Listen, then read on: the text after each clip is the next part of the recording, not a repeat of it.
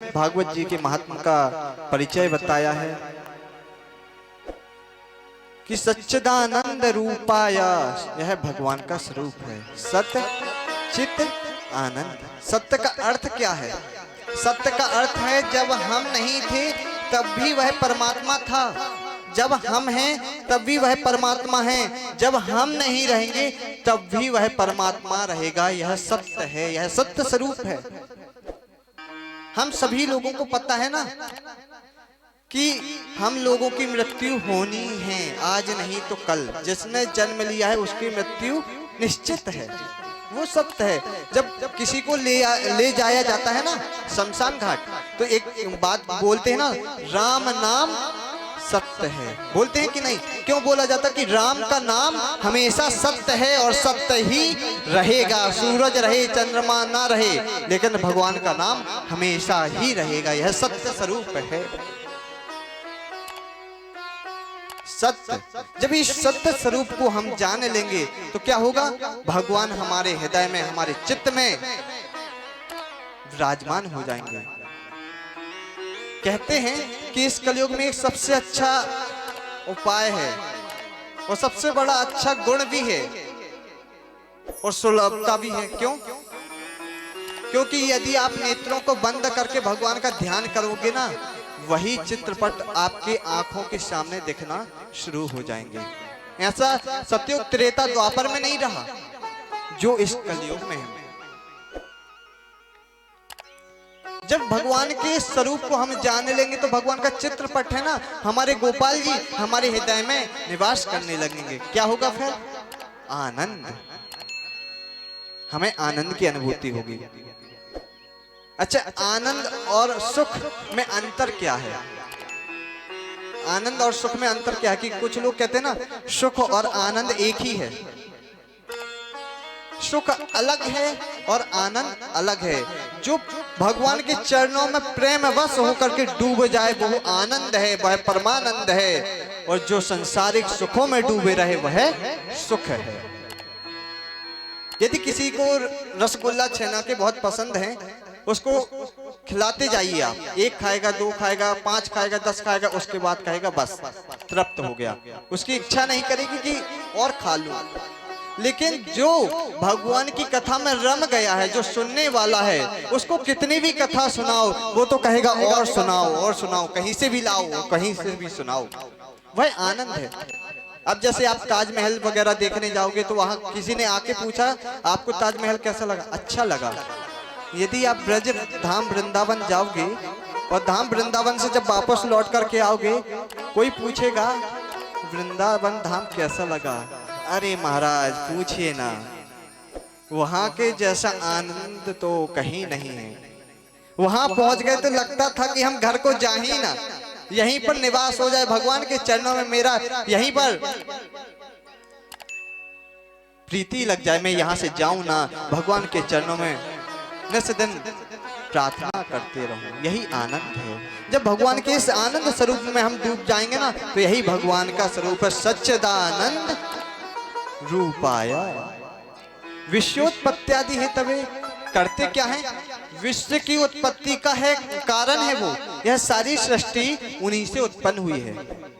यह चारों ओर हमारी दृष्टि जा रही है ना, ईश्वर अंश जीव अविनाशी। हम सभी उस परमात्मा से उत्पन्न हुए हैं।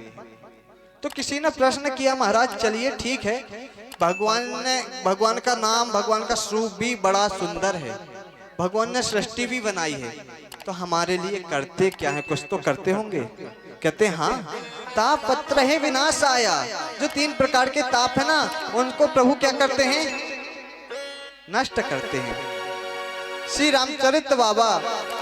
रामचरित मानस में तुलसीदास बाबा लिखते हैं, दैहिक दैविक भौतिक तापा, दैहिक दैविक भौतिक तापा, दैहिक दैविक भौतिक तापा, दैहिक दैविक भौतिक तापा, राम राज का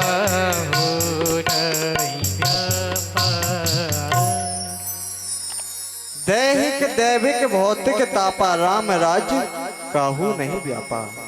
दैहिक दैविक भौतिक तापा, देहिक मतलब इस देह से उत्पन्न होने वाले महाराज रोग, पीड़ा, कष्ट। क्यों? किसी को बुखार चल रहा है, किसी को ब्लड प्रेशर हाई हो रहा है, किसी को शुगर है, यह शरीर से दैहिक दुख है ना। भौतिक इस संसार की वस्तु से होने वाले कष्ट। किसी को बुखार आ रहा है तो उसको एसी में सुला दिया जाए तो उसको उससे और ज्यादा ठंडी लगेगी। दैविक, दैविक का अर्थ है कि जो हमारे कर्मों में लेखा जोखा है, जैसे हमने कर्म किए वैसे ही हमें प्राप्त होगा। हमने किसी के साथ अच्छा किया तो हमें अच्छा ही प्राप्त होगा, किसी के साथ बुरा किया तो बुरा ही प्राप्त होगा। कहते हैं ना, भला किसी का कर ना सको तो बुरा किसी का मत करना। जब फूल नहीं बन सकते हो तो कांटे बनकर मत रहना। जब किसी का भला नहीं कर सकते ना तो बुरा की मत सोचो कि हम उसका बुरा करें, उसका अनहित करें। यदि पृथ्वी भी गोल है महाराज और दिन भी घूमते हैं, जैसा आप उसके साथ करोगे वही हमारे साथ होगा, वही हमारे साथ घूमेगा। इसलिए सबका अच्छा ही सोचो। यदि कोई भागवत कथा करा रहा है, सामूहिक हो रही, तो सभी लोग इसमें इकट्ठे हो कि चलो भगवान की कथा हो रही है, भगवान का कीर्तन लिया जा रहा है, उसमें सम्मिलित हो। कुछ लोग विचार करते, अरे महाराज उनने भागवत कथा कराई है, वहां क्यों जाए, निमंत्रण नहीं आया। यदि जो निमंत्रण के भूखे रहते हैं ना महाराज, प्रेम नहीं रहता, घमंड रहता है, पद की घमंडी, पद का घमंड रहता है उनके हृदय में। उस पद का घमंड ऐसा आ जाता है महाराज, सम्मान दोगे तो आएंगे और सम्मान नहीं दोगे तो नहीं आने वाले। अब भगवान के चरणों में किस बात का सम्मान, भगवान के चरणों में किस बात का आपको सम्मान चाहिए? वहां तो भगवान की निरंतर कथाएं बहती रहती, वहां तो भगवान का ध्यान कीजिए ना। तो इसलिए दैहिक दैविक भौतिक तापा, इसका क्या करते हैं भगवान? विनाशाया, इन सब का प्रभु जड़ समेत समाप्त कर देते हैं। ऐसे भगवान श्री कृष्ण को बारंबार प्रणाम करते हैं। यहाँ पर नमः क्यों नहीं बोला, नुमा क्यों बोला? इसका कारण पता है? इसका कारण है कि व्यास जी महाराज बोल रहे हैं कि हम और श्रोताओं की तरफ से भगवान श्री कृष्ण को बारंबार प्रणाम करते हैं। बोलिए राधे राधे।